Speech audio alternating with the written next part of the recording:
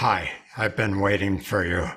The first angel's message in the United States of America is dated from Sunday, August the 7th, 1831. That's the date William Miller preached his first sermon on the Advent message. The first angel's message ended March the 21st, 1844, which was the end of the Jewish year 1843, and nothing happened. Stating these facts do not give you the critically important information that you need to know. We therefore invite your attention as we focus on the events in their order under the sounding of this, the first angel of Revelation 14. We are taking material from two books, Spiritual Gifts, Volume 1, pages 128 to 140, and Life Incidents, page 25 to 39. This is Life Incidents. It can be had from your ABC, and there's a link in the description for it down below. And this is Spiritual Gifts, Volume 1 and 2, and this is Spiritual Gifts, Volume 3 and 4. These two books are very important, be very excellent if you have any interest in this message at all, definitely get these books. I don't make any commission on these books at this time.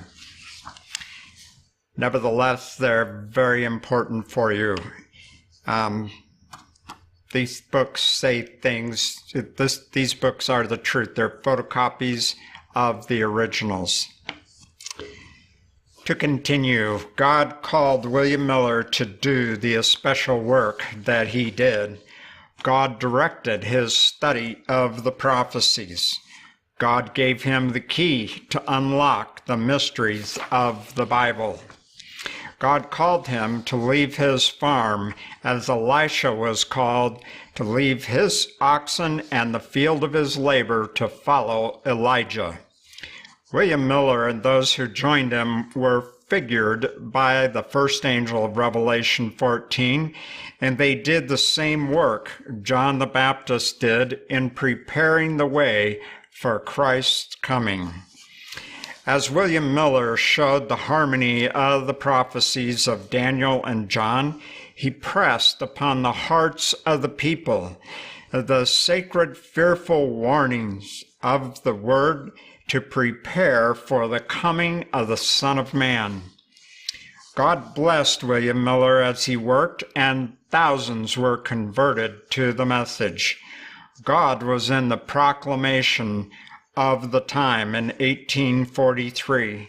It was his design to arouse the people and bring them to a testing point where they should decide. If God was in this message, was it wrong? No. God had a purpose in everything that he did, and those men fulfilled that purpose. William Miller could not do all the work that was needed to be done, so others were called. Very few of the ministers of the day accepted the message, so God called men from the trades, farmers, businesses, and they faithfully answered the call and helped finish the work. The first angel's message was carried all over the entire world.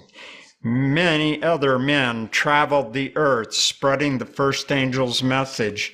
Thus, Revelation 14:6 was fulfilled, and with it, Matthew 24:14. We have been in the time of the end since October 22, 1844.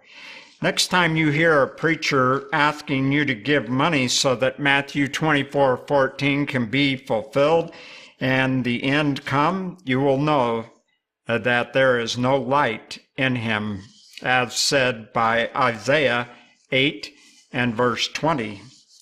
Great opposition was raised by Satan, and William Miller, with the others preaching the message, were persecuted. God stepped in and prevented the agents of Satan from murdering William Miller. The message gathered strength and went like wildfire, burning down the objections like stubble in a wheat field.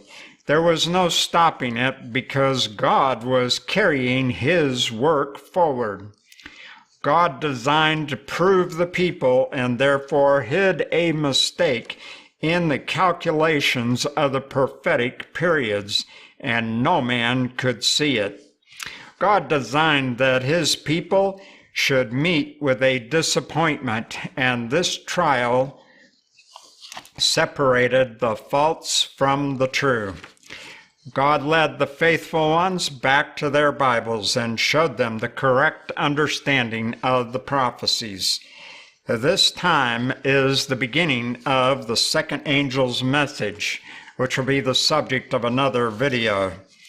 The point we make here is one, that the sounding of the voice of the first angel of Revelation 14 was not the work of man. It was the intentional work of God.